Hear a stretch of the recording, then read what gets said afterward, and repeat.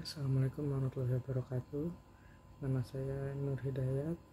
NIM saya 1721497503.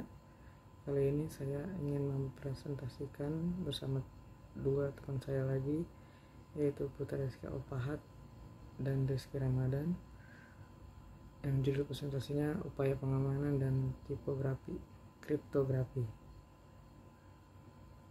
Saya akan menjelaskan 3 slide. Pertama yaitu sistem keamanan jaringan, ancaman terhadap jaringan, dan bagaimana penanganannya terhadap serangan-serangan di jaringan. Kali ini saya akan mempresentasikan upaya pengamanan. Awalnya, sistem keamanan jaringan adalah suatu sistem yang memiliki tugas untuk melakukan pencegahan dan identifikasi kepada pengguna yang tidak sah dalam jaringan komputer. Jadi komputer itu mempunyai sistem keamanan. Bila ada pengguna yang tidak memenuhi syarat di dalam sistem itu, maka komputer akan menolak. Lalu langkah pencegahan ini berfungsi untuk menghentikan penyusup untuk mengakses lewat sistem jaringan komputer.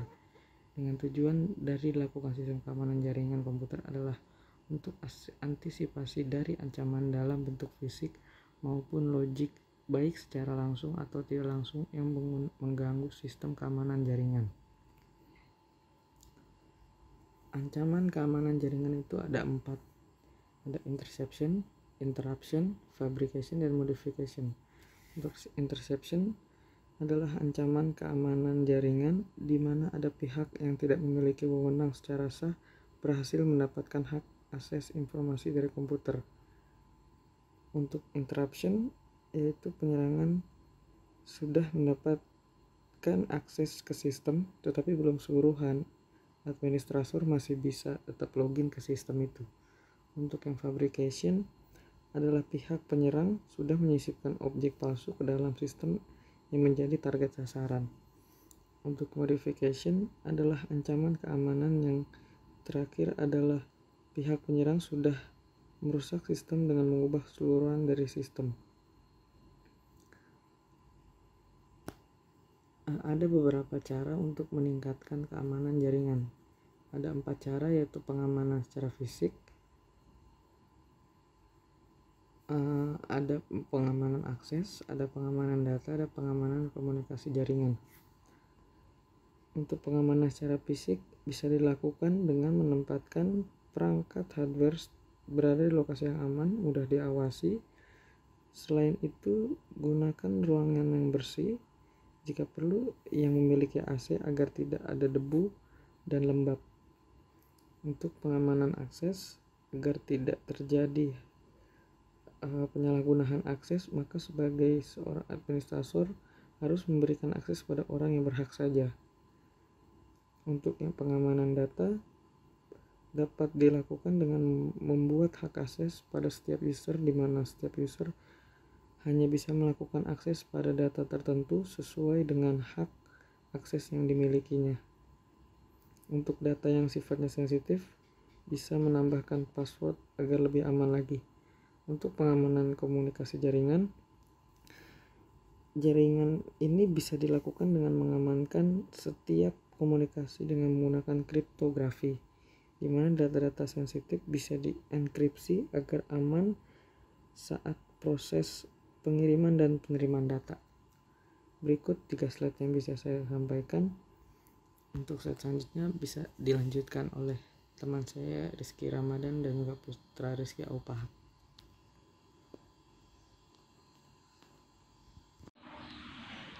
Halo, saya Rizky Ramadan. Saya dari kelompok 5 ingin menjelaskan tentang upaya keamanan dan kriptografi.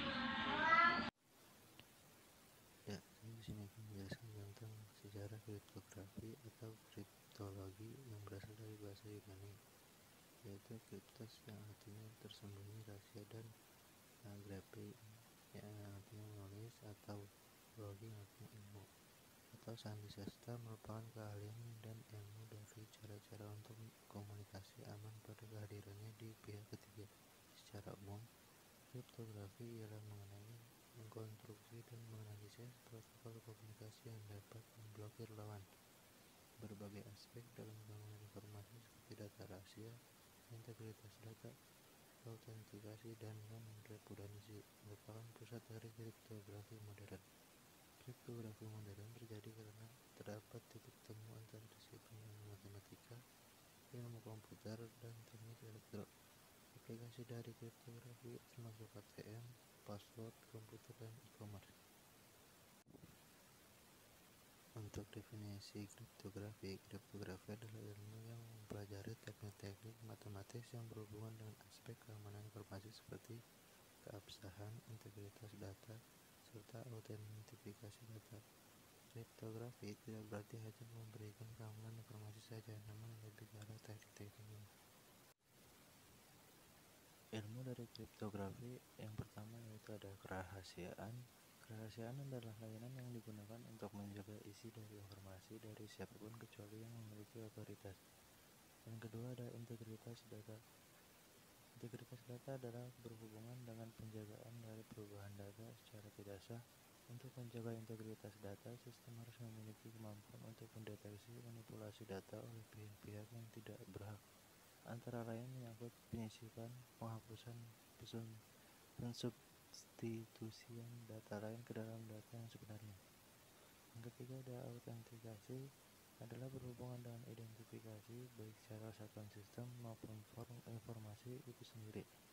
Dua pihak yang saling berkomunikasi harus saling memperkenalkan diri. Informasi yang dikirimkan melalui kanal harus diautentikasi keaslian, isi datanya, waktu pengiriman, dan lain-lain.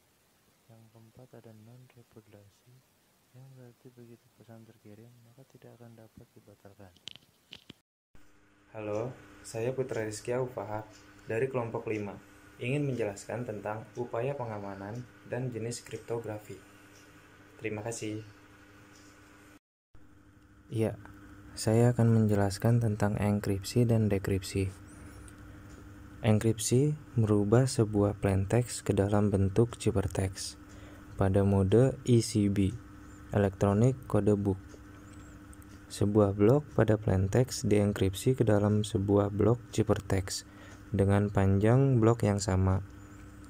Dekripsi merupakan proses kebalikan dari proses enkripsi, merubah ciphertext kembali ke dalam bentuk plaintext untuk menghilangkan padding yang diberikan pada saat proses enkripsi.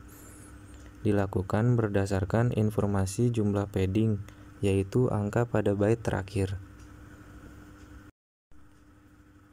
Ya, jenis kriptografi. Kriptografi simetris disebut sebagai algoritma simetris dikarenakan pada proses enkripsi dan dekripsinya menggunakan key atau kunci yang sama. Kelebihannya yaitu waktu proses dalam enkripsi dan dekripsi relatif cepat. Ini disebabkan karena efisiensi yang terjadi pada pembangkit kunci. Algoritma ini digunakan pada sistem secara real time, misalkan pada saluran telepon, karena proses enkripsi dan dekripsinya sangat cepat. Kekurangannya yaitu untuk tiap pasang pengguna dibutuhkan sebuah kunci yang berbeda, sedangkan sangat sulit untuk menyimpan dan mengingat kunci yang banyak secara aman, sehingga akan menyebabkan kesulitan dalam hal mengelola kunci. Kriptografi asimetris.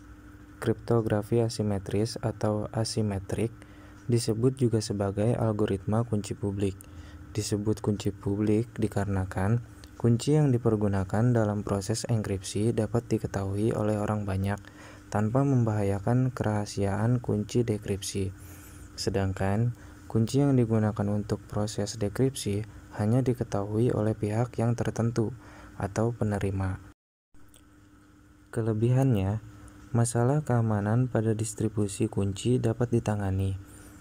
Manajemen atau pengelolaan kunci pada suatu sistem informasi dengan pengguna yang banyak menjadi lebih mudah karena jumlah kunci yang digunakan lebih sedikit. Kekurangannya, kecepatan proses tergolong lambat bila dibandingkan dengan kriptografi simetris.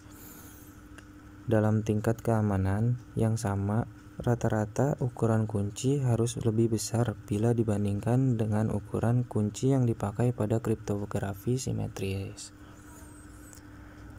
Cukup sekian. dan terima kasih. Wabillahi taufiq hidayah. Wassalamualaikum warahmatullahi wabarakatuh.